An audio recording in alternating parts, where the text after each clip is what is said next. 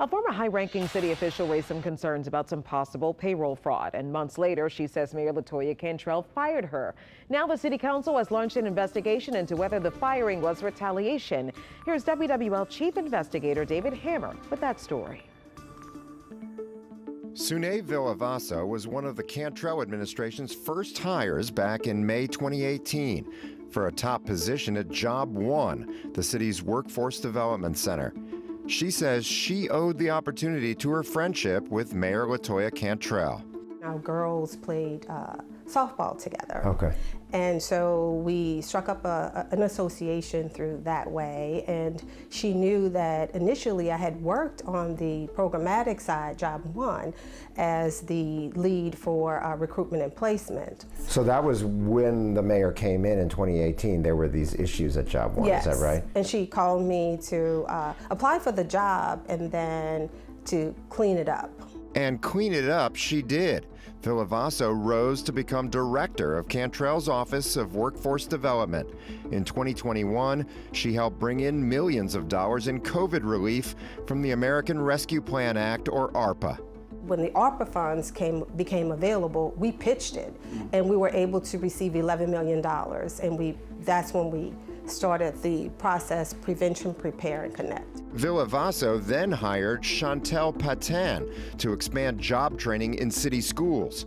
We were getting people to come and say, hey, we want to help. We brought in Big Brothers, Big Sisters, who is now going to move in the entire company back to New Orleans so that they can mentor in more schools throughout our city. And that was all done by us. We do have a quorum. Oh, that's great. Members of the city's Workforce Development Board said Villavaso turned a flailing department into a nationwide model. That was excellent. She was very knowledgeable. She actually took a lot of things personally. She put a lot of time and energy, and she worked very, I would say very diligently.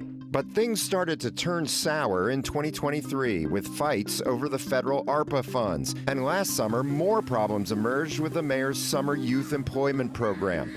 Villavaso said 3 career coaches who were hired to guide students were accused of not showing up at their youth employment sites. So Villavaso launched an investigation. She found one of the coaches, who was making $18.88 an hour in taxpayer money, also had an internship at a local restaurant as part of her master's degree program at SUNO.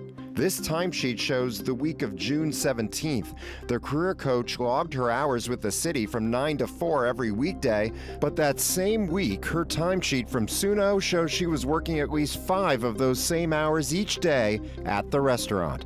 And the timesheets kept overlapping for all or part of 7 weeks. So what did you find? There was payroll fraud. She was hardly ever doing any of our work. Villavaso fired 2 of the coaches and was met with immediate resistance from Community Development Director Tyra Johnson Brown. I stated that they were going to be terminated, and then Tyra and Clifton Davis, who's the mayor's chief of staff, reinstated them because they stated it came across as retaliation. Brown had been Villavaso's colleague, but a year ago, Brown was handed control over workforce development and became Villavaso's boss. Brown wrote in this email that Villavaso didn't launch her investigation in a timely manner. I gave her all the documents, and she said it wasn't sufficient, and she stands by her decision not to terminate. And then again, that was retaliation. I think everything I do was retaliation, and I was like, okay. Regardless of whether you love or hate Sunae Villavaso, you can't disregard accusations of payroll fraud. City Council President J.P. Morrell has now opened an investigation into workforce development based on what he called a whistleblower complaint from Villavaso and Patan. There was no real effort to prove or disprove the fraud occurred. It's one thing if they had presented a bunch of counter information saying, no, head of department, you're wrong. Here's all the evidence showing they didn't. It was more like, from what we've seen thus far, she was told to shut up and ignore it. Villavaso said she tried going to her old friend, the mayor, for support, but she said Cantrell accused her of white talking. She says the mayor sent her this text in February saying, quote, "Girl, I don't know why you have to change your voice when you talk. You a mess." It was disappointing that she wouldn't weigh the facts and make an informed decision regarding what was transpiring. Ms. Villavaso and the mayor seemed very, very close. So it was also kind of bizarre and a little jarring to those on the council who saw this happen. They were kind of like, these two were like friends. On April 18th, Villavaso and Patan were fired. Were you given an explanation for why you were terminated? No, they said just your services were no longer needed. The city's Workforce Development Board was given even less information, and members raised concerns at the first meeting after the firings. We had good momentum, and it's kind of puzzling. Brown tried to assure the board she could take over seamlessly for Villavaso. Me being put and appointed as the director, nothing is going to change. The momentum will continue to move forward. But Brown wouldn't say anything about why Villavaso and Patan were fired, and didn't tell the board that the city council's now investigating.